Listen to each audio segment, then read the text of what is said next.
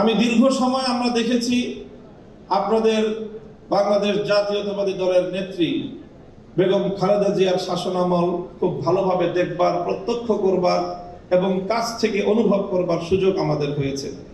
4 দলীয় জোট যখন গঠিত হয়েছিল, 4 দলীয় জোটের 4 শীর্ষ নেতার মধ্যে অন্যতম একজন ছিলেন আমার বাবা মরহুম শাইখুল হাদিস আল্লামা আজিজুল হক রহমতুল্লাহ আলাইহি। সেই সুযোগেও অনেক জানাশোনার সুযোগ আমার হয়েছে। আমি আজকে আপনাদের এই উপস্থিতিকে বেগম জিয়ার 2টি কথা উদ্ধৃত করতে চাই। যখন 5ই আগস্ট ছাত্র গণ অভ্যুত্থানের মধ্য দিয়ে বাংলাদেশের মানুষের বুকের উপর থেকে জগদ্দল পাথর, ইতিহাসের বর্বরতম নৃশংসতম শাসক লেডি ফেরাউন খ্যাত শেখ হাসিনা উৎখাত হলো এবং বাংলাদেশ তার ফ্যাসিবাদ থেকে মুক্ত হলো, ঠিক 5ই আগস্টের একদিন পরে বেগম জিয়াকে হাসপাতালে দেখতে যাওয়ার সুযোগ আমার হলো এবং সেখানে ডক্টর জাহিদ সাহেবের বদান্যতায় দীর্ঘ সময় একান্ত সাক্ষাতে ওনার সঙ্গে কথা বলার সুযোগ হলো।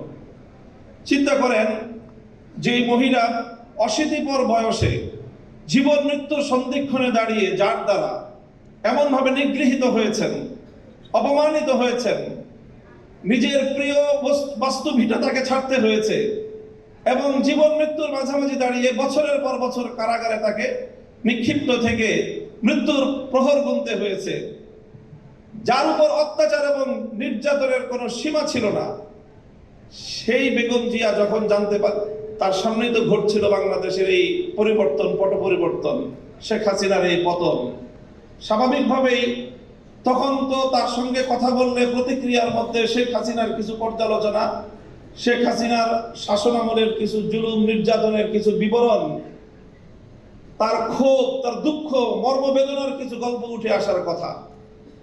আমি বিস্ময়াভিভূত হলাম। তার সঙ্গে প্রায় আধা ঘন্টার মতো আমার কথা হলো। তিনি আধা ঘন্টার মধ্যে একবারও শেখ হাসিনার নাম উচ্চারণ করেন।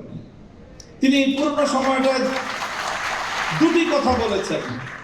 একটা হলো আমার মরহুম বাবা শাইখুল হাদিস সাহেবের সঙ্গে তার রাজনীতির কিছু স্মৃতিচারণ তিনি করলেন এবং আমাকে সেজন্য অভিনন্দন জানালেন। আর দ্বিতীয় আরেকটি কথাই তিনি বারবার বললেন। তিনি বললেন যে আপনাদের কথা মানুষ শুনে, আপনারা মানুষকে গিয়ে বলেন, দেশের জনগণকে গিয়ে বলেন, কেউ যেন দেশের সম্পদ নষ্ট না করে। দায়িত্ব এবং ভূমিকার কথাও আমি বলছি, আমার বক্তব্য দিয়ে নয়, বরং আপনার নেত্রীর উদ্ধৃতি দিয়ে।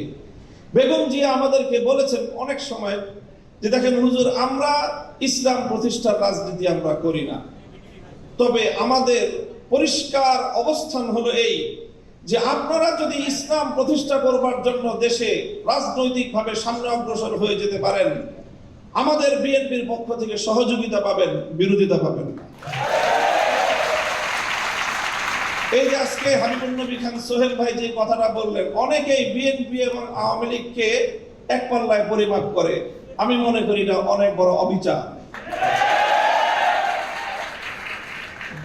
আওয়ামী লীগ ইসলামিক রাজনৈতিক সংগঠন নয়, বিএনপিও ইসলামিক রাজনৈতিক সংগঠন নয়, তবে এই দুটির মধ্যে ঐতিহাসিক অনেক ব্যবধান রয়েছে। সেই ব্যবধানটার কথা আমি আরেকটা উদ্ধৃতি দিয়ে একটু স্মরণ করিয়ে দিতে চাই।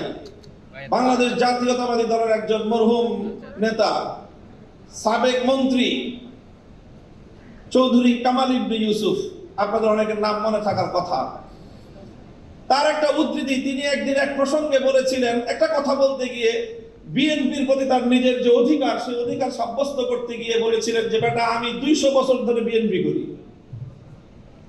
কি বলেছেন? 200 বছর ধরে আমরা বিএনপি করি। আপনাদের অনেকের মনে প্রশ্ন জাগতে পারে, বিএনপি তো প্রতিষ্ঠিতই হলো স্বাধীনতার বেশ পরে, শহীদ জিয়াউর রহমানের হাত ধরে, আর চৌধুরী কামাল ইবনে ইউসুফের বয়স কত? 60-70 বছর। তো বিএনপিও তো 50 বছর আগে জন্ম নেয় নাই, চৌধুরী কামাল ইবনে ইউসুফের বয়সও 50 বছর নয়। তো ওই বেটা কিভাবে 200 বছর ধরে বিএনপি করে? আপনাকে বিএনপির ঐতিহাসিক রাজনৈতিক ধারাটাকে আপনাদের অবশ্যই ধারণ করতে হবে। চৌধুরী কামাল ইবনে ইউসুফের এই বক্তব্যের মূল কথা ছিল এই, যদি আমরা আমাদের এই জনপদের অতীত রাজনীতির ইতিহাস পর্যালোচনা করি, তাহলে সবসময় আমরা এদেশে 2টি ধারা লক্ষ্য করতে পাই। সেই অবিভক্ত ব্রিটিশ আমল থেকে যখন ঢাকা বিশ্ববিদ্যালয় প্রতিষ্ঠার ঘোষণা এসেছিল, যখন ঢাকাকে কেন্দ্র করে পূর্ববঙ্গের উত্থানের ঘোষণা এসেছিল, যখন মুসলিম জাতিসত্তা প্রতিষ্ঠার ঘোষণা এসেছিল, তখন এই বঙ্গ অঞ্চল থেকে কিছু মানুষ তারা ঢাকা বিশ্ববিদ্যালয় প্রতিষ্ঠার বিরোধিতা করেছিল।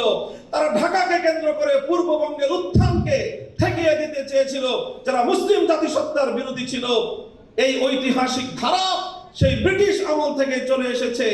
আর এই ধারায় এইভাবে দুটি ধারা প্রতিষ্ঠিত হয়েছে, সংঘাত চলেছে, লড়াই চলেছে।